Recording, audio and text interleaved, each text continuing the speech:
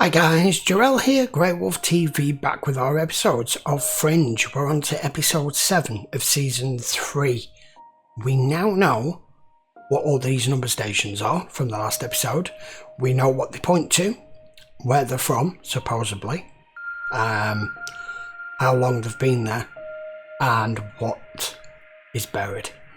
Is parts of the machine, which apparently they call the vacuum.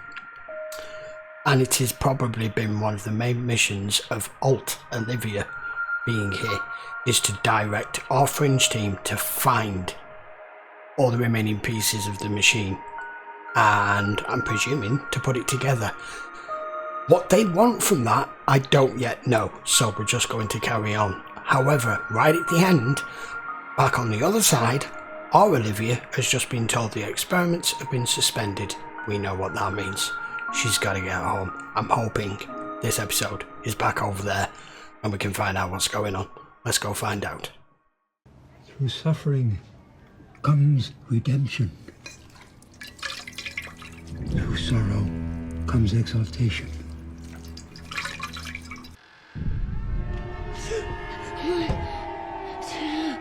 It ain't going away again. Ooh!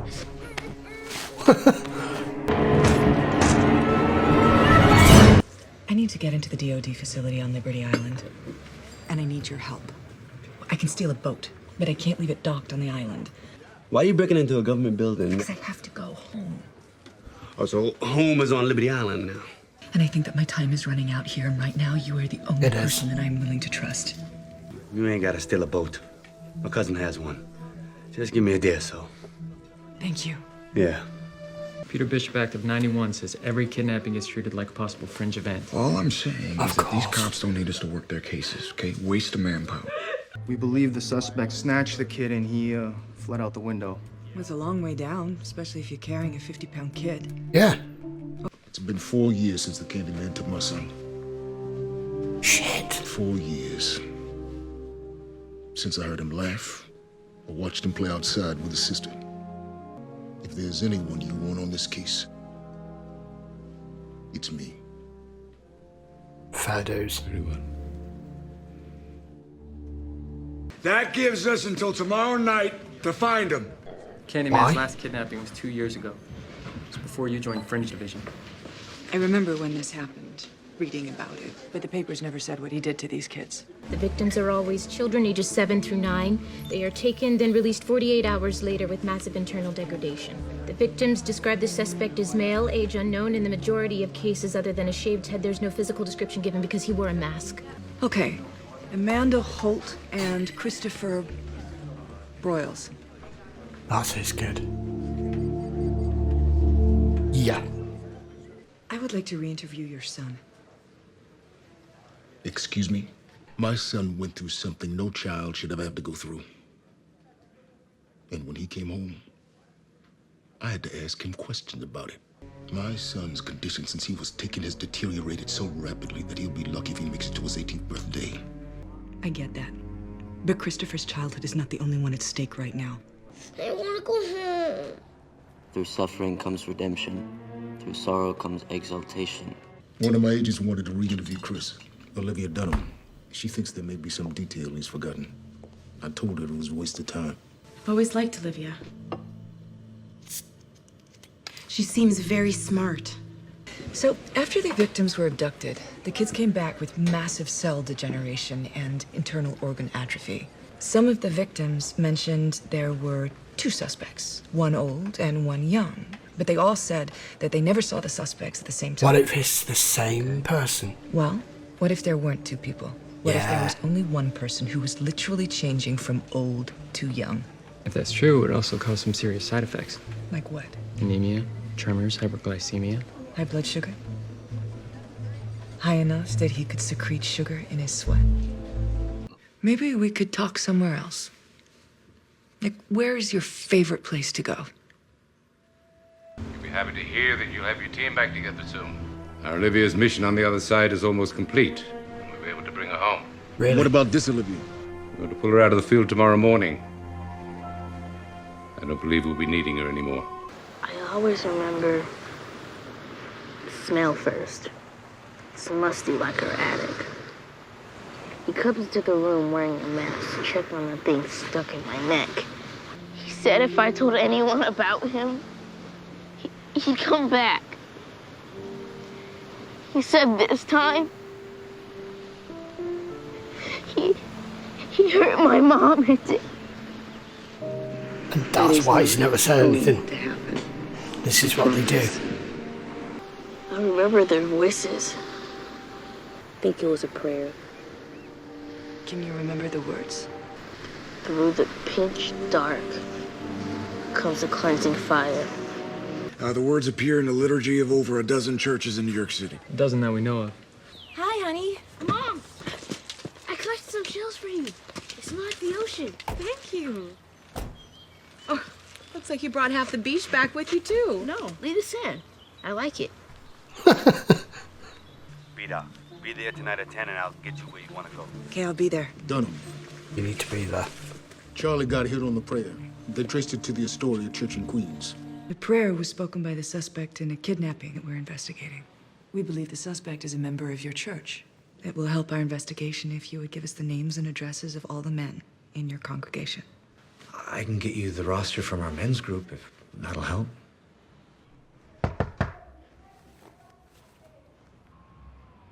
Agent Dunham, I'm with Fringe Division. I need to ask you a couple questions in regard to an investigation. You really think someone from the church may have taken him?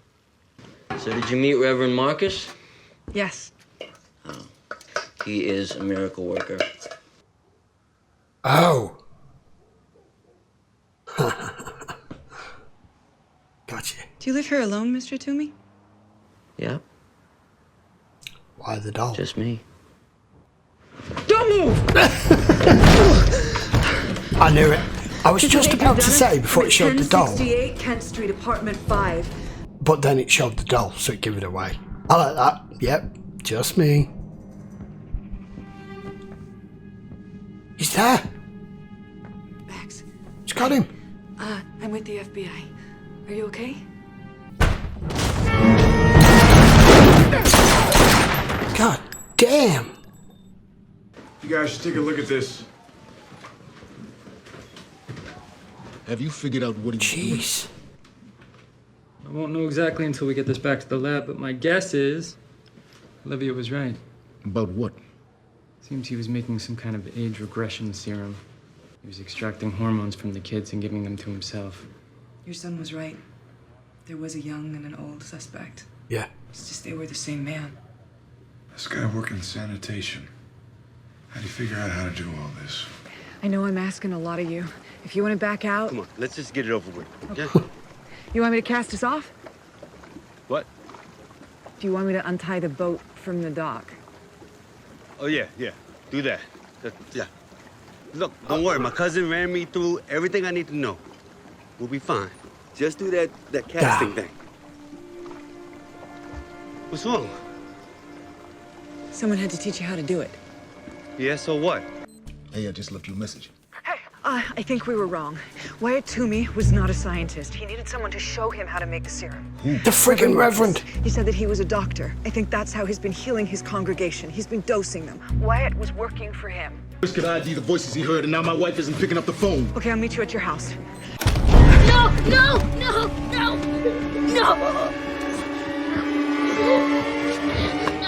Hey! Let go of me! Chris! Holy shit, Broyles. Damn, that was a good show. You okay now? Didn't take any risks. Hey, Max. Someone's here to see you. Hi. You're a real brave kid, you know that? Mom, not as brave as you. Can I ask you a question? Sure. What's FBI?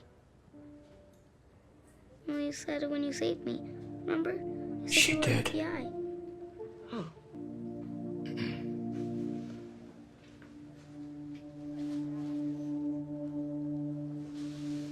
The FBI ceased to exist over a decade ago. At least on this side it did. Yeah. You know who you are, don't you? What happens now?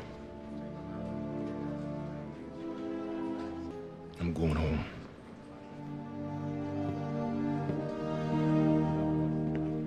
You believed in me.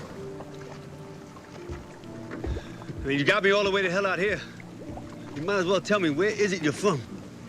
I'm from a parallel universe. She's not joking.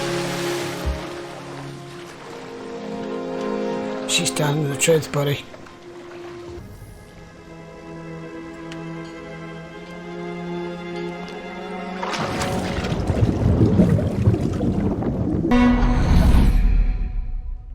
Would you be able to let me out? Oh, shit, no. I need you to listen very carefully. What I'm gonna say is gonna sound insane, but I need you to do something for me. Walter, is that you? I can hear you breathing. This is Peter Bishop. I'm calling from New York. I know this is gonna sound crazy, but I just saw a woman disappear in front of my eyes. Who is this? Her name was Olivia. She has a message for you.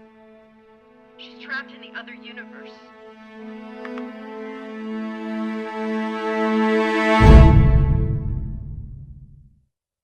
Oh, no way! Oh my god.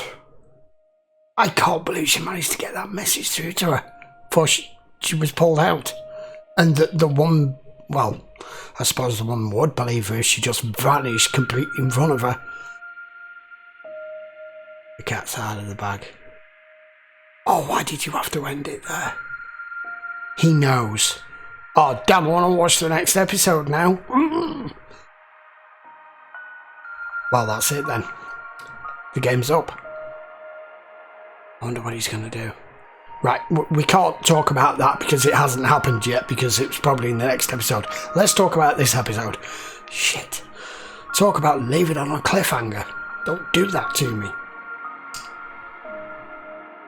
That was a case that our Olivia could have only solved. I don't think their Olivia could have solved that, because it was her experiences being on our side with that other case with the pituitary gland and everything as to how she figured out what was initially going on here. I didn't pick up on what she didn't, well, any of them picked up on, and that there was actually another guy, that it turned out to be the Reverend, the ex-surgeon or whatever it was. But it put her on the trail to begin with. But what was important in that episode was she completely, I think, turned it around as far as their Broyles is concerned, as how he perceives her. He's seen her as an imposter right from the day Walter put her on their Fringe team, and he wasn't happy about it, and he said, I don't want her here, I can't trust her. And she's just done him an incredible service there, and connected with his son in a way that he was never able to, because he's his father, he's too close to it, which is what he could never see.